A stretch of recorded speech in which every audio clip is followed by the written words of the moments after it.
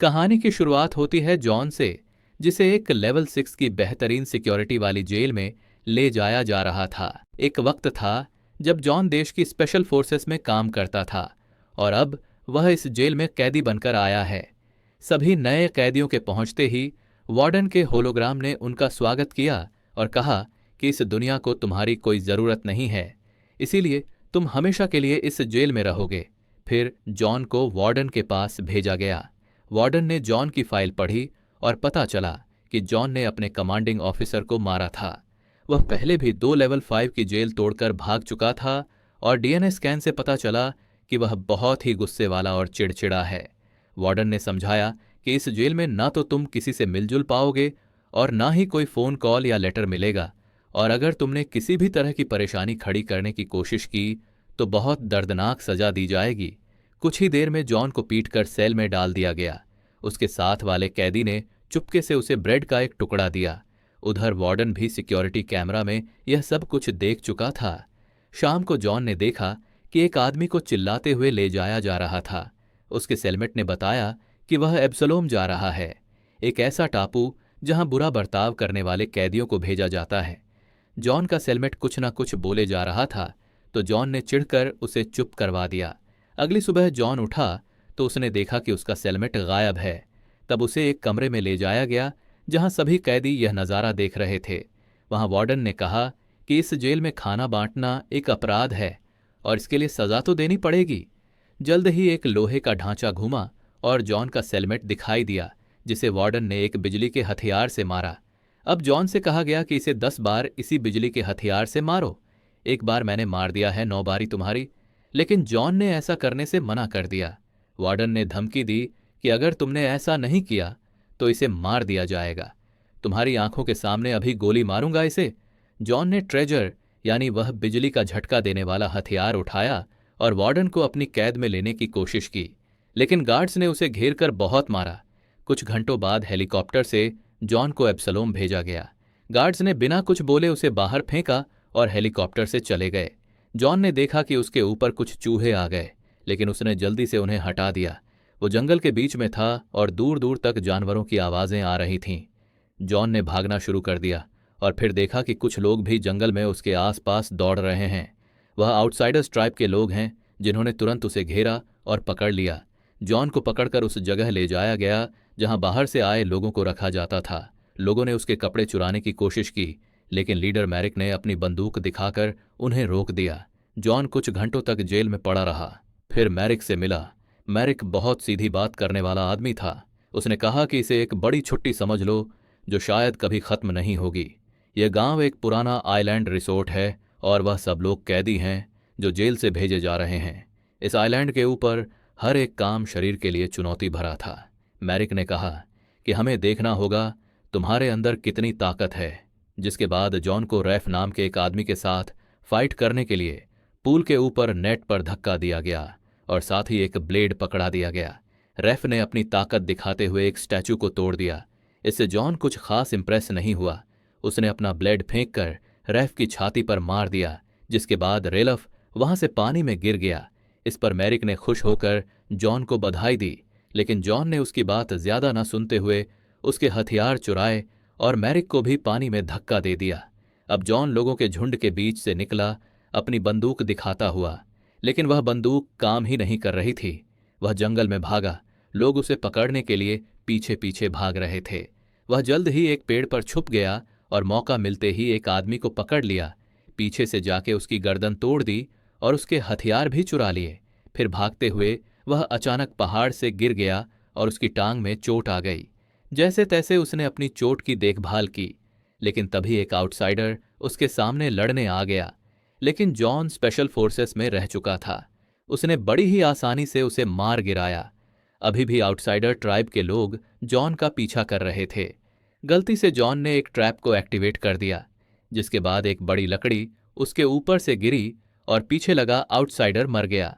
Scab नाम के एक आदमी ने तीर से जॉन की टांग पर वार किया, पर जॉन भागता रहा। आउटसाइडर्स ने मिलकर उसे पहाड़ की चोटी पर घेर लिया और तीरों से उसके ऊपर हमला करने लगे, लेकिन जॉन फिर भी किसी तरह पानी में कूदकर बच गया। जल्द ही वह इनसाइडर्स गैंग के पास पहुंचा। उन्होंने उसकी जान बचा ली और गांव में बहुत अच्छे से रखा। यह इन्फॉर्मेशन वार्डन तक जेल में पहुंच गई। जब जॉन उठा तो वहां का डिसिप्लिन देखकर चौंक गया। वहां आसपास घूमते हुए उसने एक बिल्डिंग में जाने की कोशिश की, लेकिन हॉकिंस और स्कल नाम के दो आदमियों ने उसे रोक दिया, यह कहकर कि यहां जाना मना है। इसके बाद जॉन को वहां के लीडर फादर से मिलवाया गया।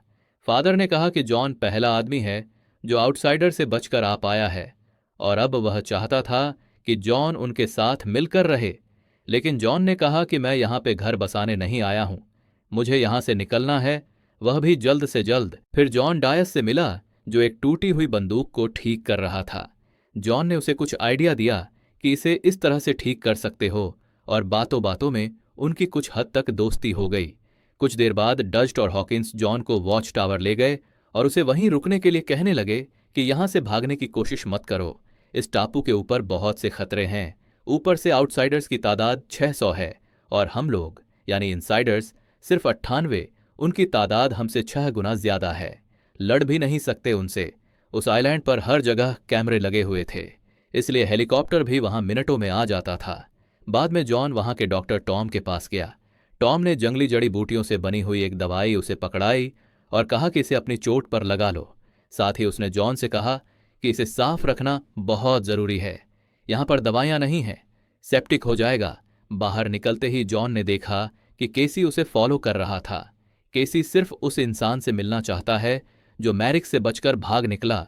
जॉन ने कहा कि मुझे अकेला छोड़ दो और पहाड़ के एक कोने पर चला गया। उसने एक बक्सा पानी में फेंका। लहरें इतनी तेज थीं कि वह बक्सा तुरंत टूट गया, जिसका मतलब साफ था कि वह तैरकर तो यहां से नहीं निकल सकता। जल्दी ही केसी उसके पास आया और बताया कि यहां पर शार्क हैं, तो तैरकर जाने की तो सोचना भी मत। उस रात जॉन ने देखा कि एक जुलूस सामान लेकर समुद्र किनारे जा रहा था। वह चुपके से पीछे गया, पर हॉकिंस ने उसे पकड़ लिया और मुक्का दे मारा। हॉकिंस ने उसे शांत रहने को कहा, लेकिन जॉन ने बदला लेते हुए उसे मुक्का दे मारा और गांव लौट आया। अगली सुबह ब्रेकफास्ट के वक्त जॉन ने केसी से उसका जुर्म पूछा कि तुम किस चक्कर में अंदर आए हो। केसी ने बताया कि मैंने एक माफिया बॉस की मदद की थी 2 बच्चों को किडनैप करने में, लेकिन मेरा उन्हें मारने का कोई इरादा नहीं था। उस साले गैंगस्टर ने उन्हें मार डाला, बस उसी चक्कर में मैं भी अंदर हूं। तभी एक हेलीकॉप्टर उनके ऊपर से गया। केसी ने समझाया कि आइलैंड के ऊपर महीने में 2 बार सप्लाई आती हैं, खाने पीने का सामान वह सब, लेकिन वह आउटसाइडर्स सब कुछ ले जाते हैं, हमें कुछ भी नहीं मिल पाता। हेलीकॉप्टर हर बार अलग जगह पर लैंड करता है, इसलिए पहले से प्लान भी नहीं बना सकते। ब्रेकफास्ट के बाद जॉन और केसी किलियन के पास गए जो दारू बांटता था। जॉन ने एक घूंट पी और कहा कि अबे जहर बेच रहे हो क्या। इतनी गंदी छी के किलियन गुस्सा हो गया और उस पर झपट पड़ा, लेकिन जॉन ने बड़ी आसानी से अपना बचाव कर लिया। तभी घंटी बजी और सभी इनसाइडर्स गेट की तरफ दौड़े। पता चला कि यह गार्ड ड्यूटी के वक्त दूसरी बार सो गया। इससे उनकी जिंदगी खतरे में आ गई, इसीलिए उसे नौकरी से हटा दिया गया। जॉन ने देखा कि वह आदमी अब जंगल में अकेला जा रहा था। इधर आउटसाइडर्स कुछ भुने हुए चूहों के लिए लड़ रहे थे। मैरिक ने उन्हें जैसे तैसे शांत किया। जब भीड़ ने सप्लाई के बारे में पूछा तो मैरिक ने कहा कि अगर वह तमीज से रहे तो कल शाम को सामान मिल जाएगा। एक आदमी मैरिक के इन नियमों से तंग आ चुका था और उसने कहा कि जॉन ने तुम्हें हरा दिया था, इसीलिए अब जॉन को लीडर होना चाहिए। मैरिक ने गुस्से में उसका सर काट डाला। फिर उसने स्कैब से कहा कि वह इनसाइडर्स के गांव पर अटैक करेंगे। क्रिसमस पर इनसाइडर्स ने एक छोटी सी पार्टी रखी और एक पेड़ को सजाया। फादर ने उन लोगों के लिए स्पीच दी जो उनके बीच नहीं रहे थे। जॉन ने याद दिलाया कि जिसे नौकरी से निकाला गया उसके लिए भी दुआ करो। जॉन अगले दिन निकलने की सोच रहा था, पर फिर फादर ने कहा कि तुम ज्यादा दूर तक जा नहीं पाओगे। उधर आउटसाइडर्स जंगल में छुपकर प्लान बना रहे थे।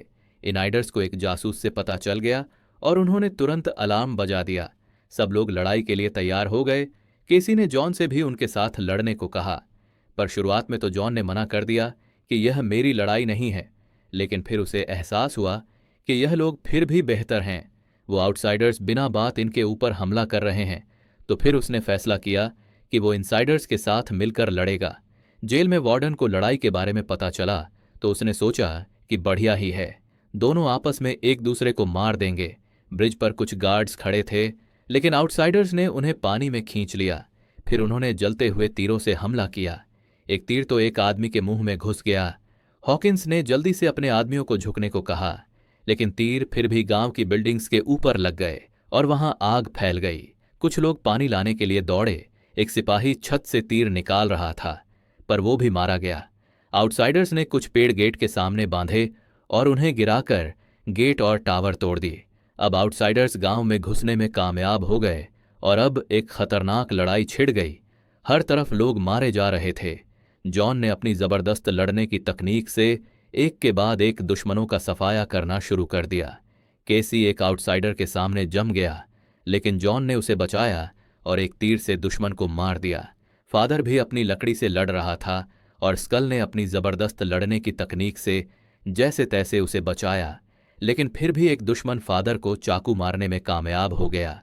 हॉकिंस ने चाकू निकाला और स्कल को कहा कि फादर को सुरक्षित टावर में ले जाओ। तभी मैरिक और स्कैप पानी में छुपकर गांव में घुस आए और उसी टावर में छुप गए जहां स्कल फादर को ले जा रहा है। जॉन ने उन्हें देख लिया और तुरंत एक रस्सी काटकर अपने आप को टावर तक ले गया। स्कल और फादर अंदर गए, लेकिन मौका देखकर स्कैब ने स्कल को बेहोश कर दिया और फादर को उसके जख्म पर दबाव डालकर परेशान करने लगा। अमेरिक फालतू टाइम पास करने के मूड में नहीं था। उसने जल्दी से ही फादर को मारने की कोशिश की, लेकिन तभी जॉन ने एक खास दरवाजा खोलकर उसे नीचे गिरा दिया। स्कल ने स्कैब को एक जलता हुआ तीर मारा। अब जॉन और मैरिक के बीच में लड़ाई शुरू हो गई और दोनों एक दूसरे को कांटे की टक्कर दे रहे थे। तभी स्कैब जलता हुआ वापस आया तो मैरिक ने उसे खिड़की से बाहर धकेल दिया, जिसके बाद वह पानी में जा गिरा।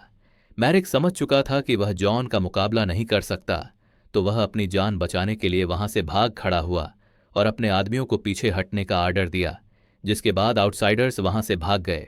कुछ देर बाद इनसाइडर्स ने सभी डेड बॉडीज को जला दिया और फादर ने उनके लिए कुछ शब्द कहे। जॉन दूर से आग देखता रहा और उसे अपनी पुरानी जिंदगी याद आ गई, जब उसने जंग में लोगों को मारा था। किलियन ने उसके पास आकर उसे एक ड्रिंक दी। उसने बताया कि फादर को अपनी बीवी के ओवरडोज के केस में जेल में डाला गया था, लेकिन इस बात का कोई सबूत नहीं था। इसीलिए वह इस टापू पर इकलौता इंसान है जो शायद सच में बेकसूर है। अगली सुबह जॉन ने देखा कि कुछ इनसाइडर्स सामान समुद्र किनारे ले जा रहे थे। उसने उनका पीछा किया और देखा कि उन्होंने चुपके से एक बोट बना ली थी। वो भागकर फादर के पास गया। फादर ने बताया कि वह लोग पहले से प्लान बना रहे थे भागने का। बोट को डायस ने डिजाइन किया था और उसके अंदर एक कूलिंग सिस्टम है जो कि रडार से बच सकता है, लेकिन कुछ दूसरे सेंसर्स ने बोट को पकड़ लिया और हेलीकॉप्टर्स तुरंत आ गए उन्हें घेरने के लिए। उन्होंने देखने वाले ग्रुप के ऊपर भी गोलियां चलाईं, पर इनाइडर्स चट्टान के पीछे छुपकर बच गए। इसके बाद फादर ने कहा कि वार्डन के पास कोई तो जासूस है जो उनके बीच में ही छुपा हुआ है।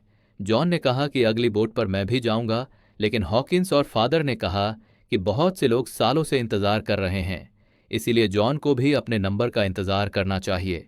कुछ दिन बाद जॉन डाइस्ट के पास गया। डाइस्ट नई बोट बना रहा था। जॉन ने पूछा कि क्या वह इस बोट पर जाएगा, लेकिन डाइस्ट ने मना कर दिया। उसने बताया कि 30 साल पहले उसने पैसों के लिए एक बहुत खतरनाक बम बनाया था। उस बम ने 50 लोगों को मार दिया।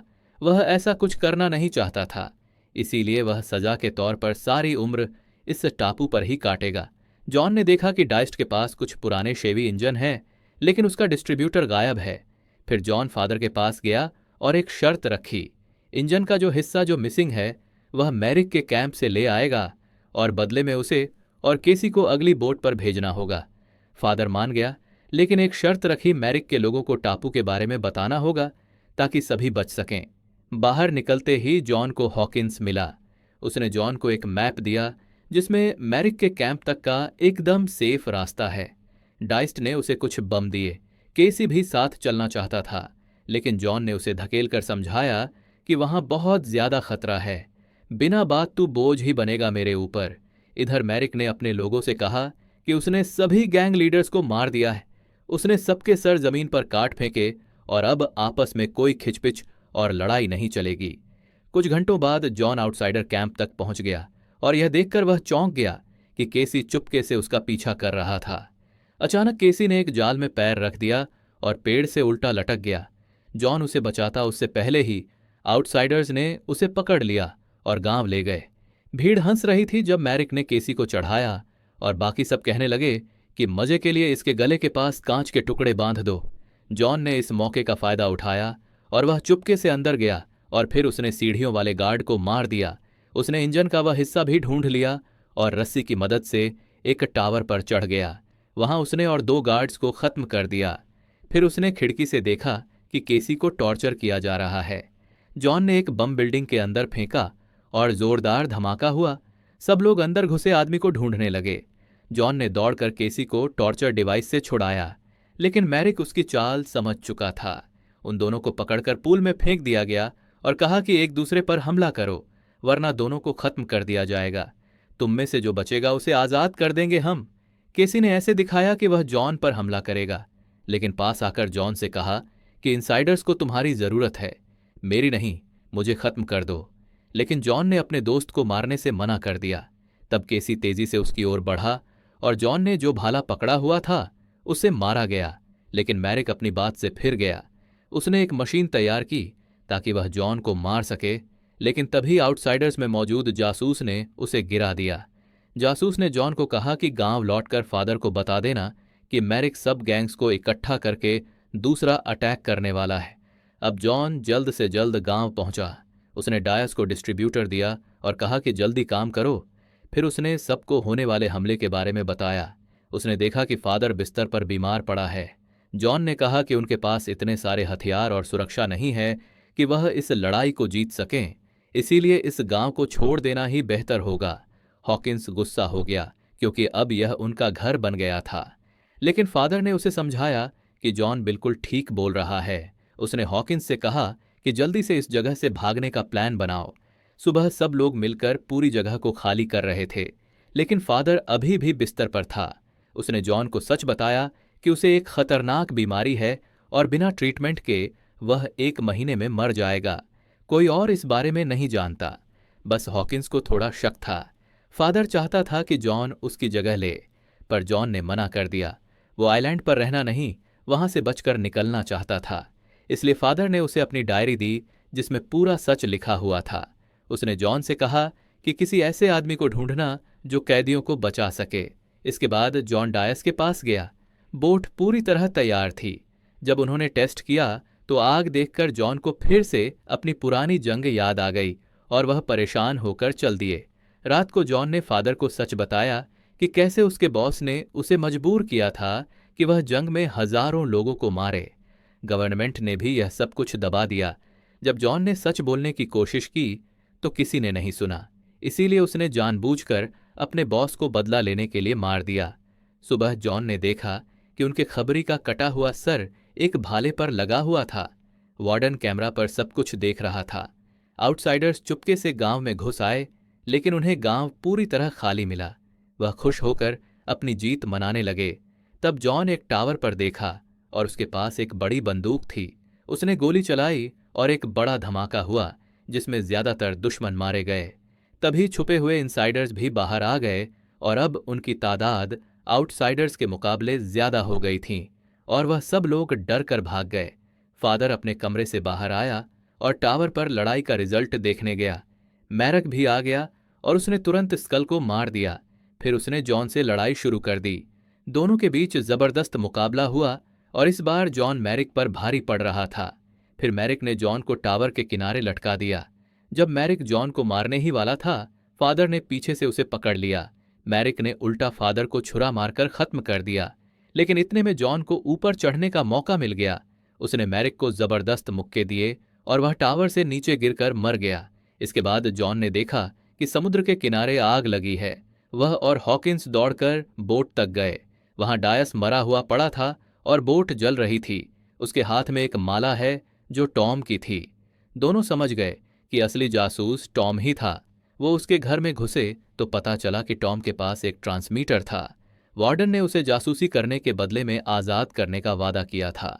टॉम को पता था कि हेलीकॉप्टर उसे लेने आ रहा है। जॉन ने उसे मजबूर किया कि वह लैंडिंग कोऑर्डिनेट्स को बदल दे। कुछ देर बाद टॉम एक मैदान के बीच में खड़ा था। जब हेलीकॉप्टर उतरा तो छुपे हुए इनसाइडर्स बाहर निकल आए और सभी सैनिकों को मार दिया। जॉन हेलीकॉप्टर में घुस गया और वार्डन को भागने से रोका। उसने वार्डन को डराकर चॉपर से बाहर फेंक दिया और आइलैंड पर टॉम के पास ही छोड़ दिया। जॉन ने पायलट की सीट ली और किलियन के साथ कुछ और कैदियों को भी अपने साथ हेलीकॉप्टर में उड़ा ले गया। जंगल में टॉम और वार्डन को आउटसाइडर्स ने घेर लिया और अब वो उनका ऐसा हाल करेंगे कि वह सोच भी नहीं सकते।